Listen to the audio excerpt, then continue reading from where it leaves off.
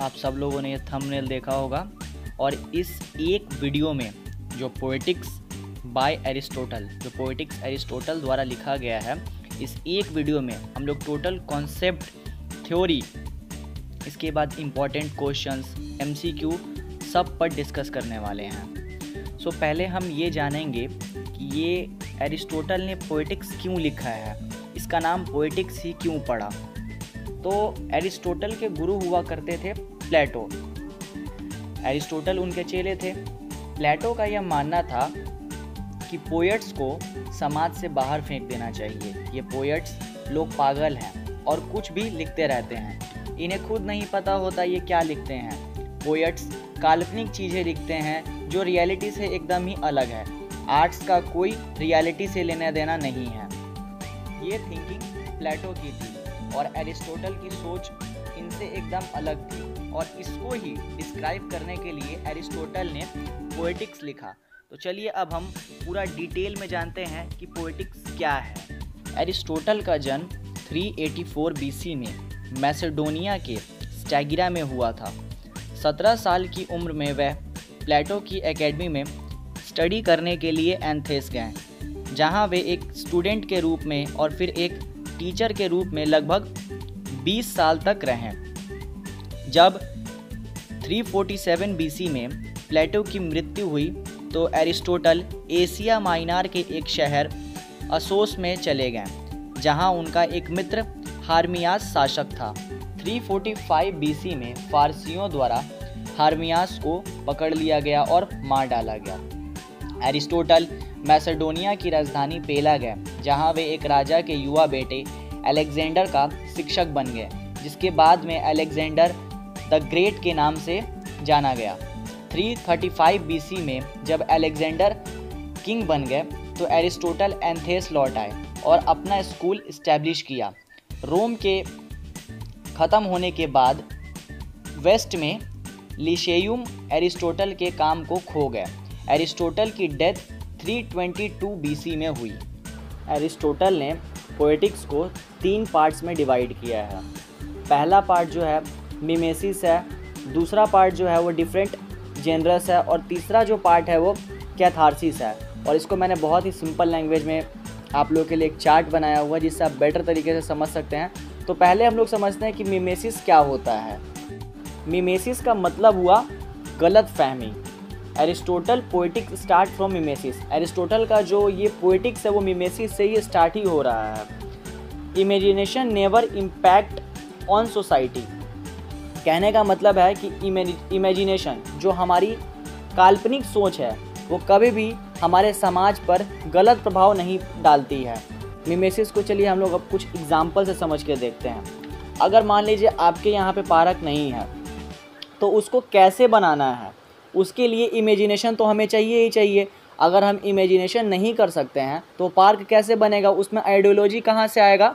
तो इसके लिए हमें क्या करना पड़ेगा, हमारे पास इमेजिनेशन करना पड़ेगा। अगर आपको कुछ भी चीज़ बनाना है तो उसके लिए आपको इमेजिनेशन तो करना ही पड़ेगा। और एरिस्टोटल के भाषा में मिमेसिस यानी गलत फहमी इसे ही कहा गया है। And the second part is different generous. Aristotle talk about only tragedy in this past. यानी कि जो डिफरेंट जेनरस सेकेंड पार्ट है, इसमें एरिस्टोटल ने सिर्फ और सिर्फ ट्रेजेडी के बारे में इस पे बात किया है। और इसी वजह से बहुत सारे स्कॉलर्स मानते हैं कि पोएटिक्स अधूरा है, क्योंकि ना तो इसमें कॉमेडी पे बात हुई है, ना स्टायर पे बात हुई है, ना एपिक्स के बारे में बात हुई है। तो एक मैंने जो आपको अभी ये चार्ट दिख रहा होगा यहाँ पे जो मैंने बनाया है, इसको मैं आपको और आसान भाषा में अगर समझाने की कोशिश करूँ तो यहाँ पर जो आपका डिफरेंट जेनरस है इसको 6 पार्ट्स में डिवाइड किया हुआ है। तो हमारा पहला जो पार्ट है वो प्लॉट, फिर दूसरा कैरेक्टर, तीसरा थॉट, चौथा डिक्शन, पांचवा म्यूज़िक, छठा स्पेक्टिकल।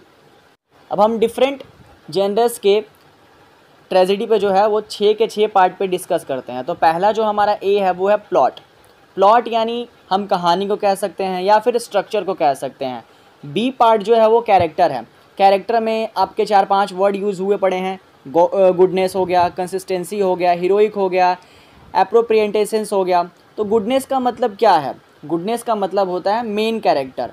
जो हमारा मेन कैरेक्टर है वो बेहतर होना चाहिए, उसके अंदर कुछ अच्छाई भी होना चाहिए।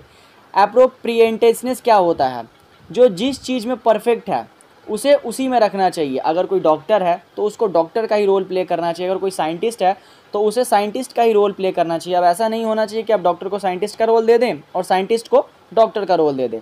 अब फिर कंसिस्टेंसी पे बात करते हैं, तो कंसिस्टेंसी एक ऐसा कैरेक्टर को जो स्टार्टिंग से लेकर अंत तक वैसा ही रहे। अब ऐसा नहीं कि आप एक ही रोल किसी से भी बार बार प्ले करवा रहे हैं, तो कंसिस्टेंसी इससे नहीं आ सकता है। फिर एक होता है हीरोइक कैरेक्टर, एक आम इंसान में से होना चाहिए, ठीक है, एक आम इंसान, एक नॉर्मल पीपल होना चाहिए, रेगुलर कैरेक्टर से थोड़ा सा वो अलग होना चाहिए। ओके, एक वर्ड यूज़ किया गया है एरिस्टोटल द्वारा यहाँ पर, हेमेर्शिया। हेमेर्शिया का मतलब क्या होता है, एरर, यानी कि गलती। एक इंसान कितना ही परफेक्ट क्यों ना हो, लेकिन वो कभी ना कभी गलती ज़रूर करता है। तो ये इम्पॉर्टेंट वर्ड है हेमेर्शिया, इसका पूछा भी जा सकता है आप लोगों से एग्ज़ाम में, तो इसको पॉइंट आउट कर लीजिएगा हेमेर्शिया को। फिर उसके बाद हमारा सी पार्ट है थॉट। थॉट यानी सोचने के बाद डिसीज़न लेना। तो डिफरेंट जेनर्स में जो ट्रेजेडी की बात हुआ है, इसमें थॉट बहुत ज़्यादा इम्पॉर्टेंट रखता है। डी पार्ट है डिक्शन। डिक्शन का सीधा मतलब है भाषा। हार्ड लैंग्वेज का यूज़ होना चाहिए, फिगर ऑफ स्पीच का यूज़ होना चाहिए, जो लोग को सुन के लगे कि हाँ भाई यहाँ पे लैंग्वेज का यूज़ हुआ है। और फिर हमारा ई पार्ट है म्यूज़िक। अब जैसे किसी भी ट्रेजेडी में कैरेक्टर का होना आवश्यक है, वैसे ही म्यूज़िक का भी होना आवश्यक है। ऐसा कोई भी एक ड्रामा है तो उस ड्रामे में म्यूज़िक का भी होना आवश्यक है। बट एरिस्टोटल का ये मानना है कि अगर किसी का बेस्ट ड्रामा प्ले है तो उसमें म्यूज़िक उतना मायने नहीं रखता है। अब हमारा एफ पार्ट है स्पेक्टेकल। स्पेक्टेकल का मतलब होता है सजावट, डेकोरेशन फॉर ऑडियंस, यानी जो लोग आ रहे हैं उनको थोड़ा सा डेकोरेटिव ड्रामा चाहिए होता है। So there are 26 chapter in poetics.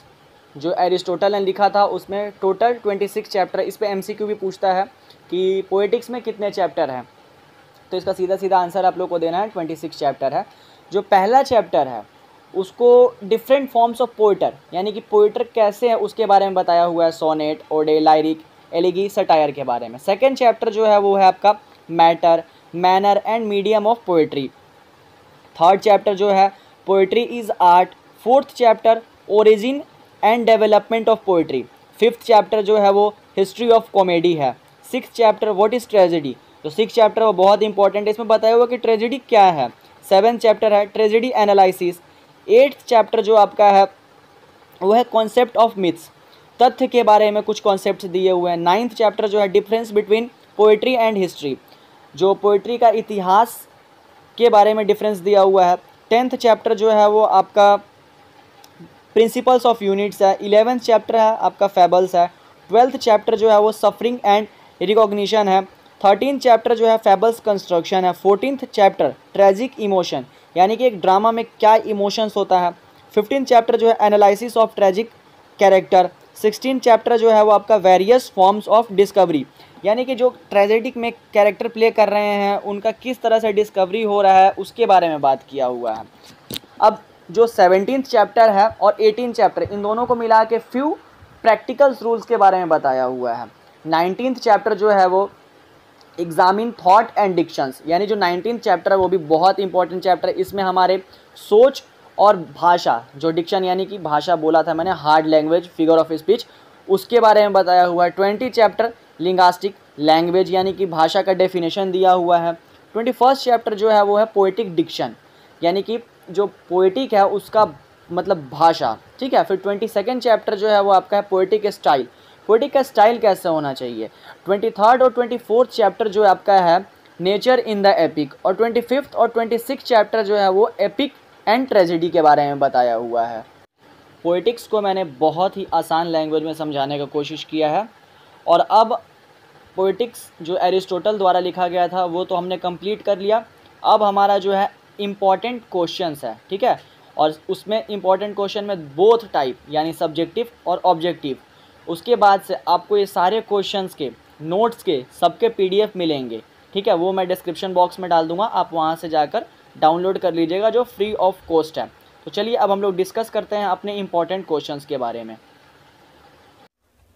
Examine critically the salient features of Aristotle theory of imitation.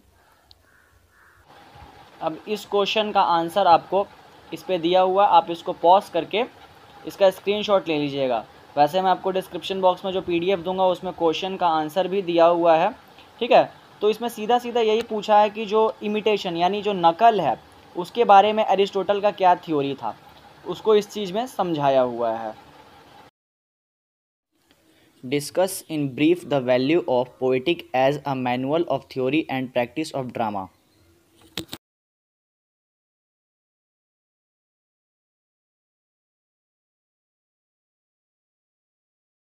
Discuss Aristotle's view on poetry and its ingredients.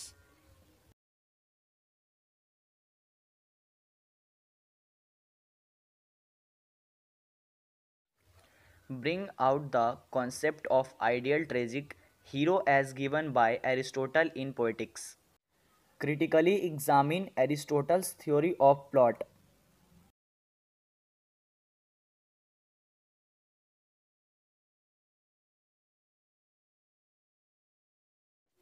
Throw light on Aristotle's theory of tragedy. अब friends जो हमने subjective question complete किया है उसके बाद अब हमारा objective question यानी एमसीक्यू का बारी आता है।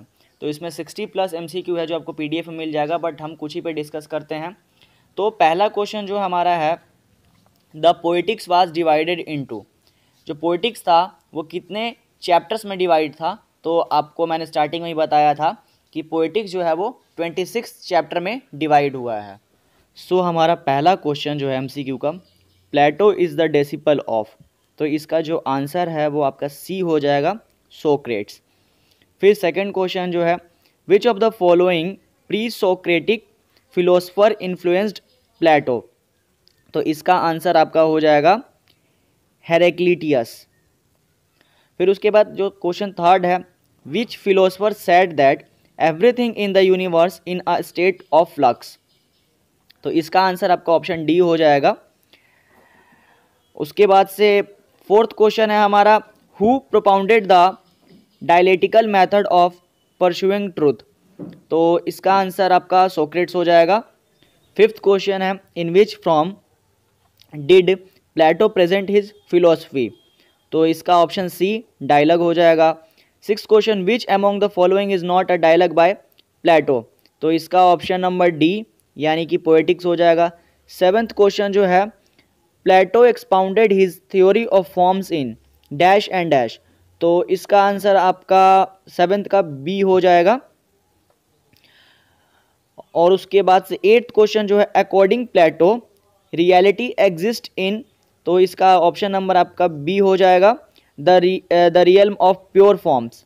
फिर नाइन्थ क्वेश्चन है, हु इज रैपसोड, तो इसका आंसर आपका डी हो जाएगा नाइन्थ का, medium through which god speaks. Tenth question है, which according to Plato is a divorce from reason, तो इसका टेंथ का आपका ऑप्शन नंबर सी हो जाएगा यानी कि poetry.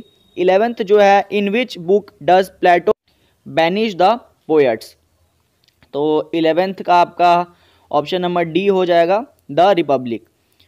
12th question, who advocates an open and strict censorship of poetry, तो 12th का आपका ए हो जाएगा, प्लेटो। इसी तरह से हमने एमसीक्यू और सब्जेक्टिव दोनों इंपॉर्टेंट क्वेश्चन देख लिया। बाकी के जितने भी रेस्ट ऑफ क्वेश्चन है वो आपको सारे के सारे important question with answer PDF में आपको मिल जाएगा, पीडीएफ जो डिस्क्रिप्शन बॉक्स में दिया हुआ है।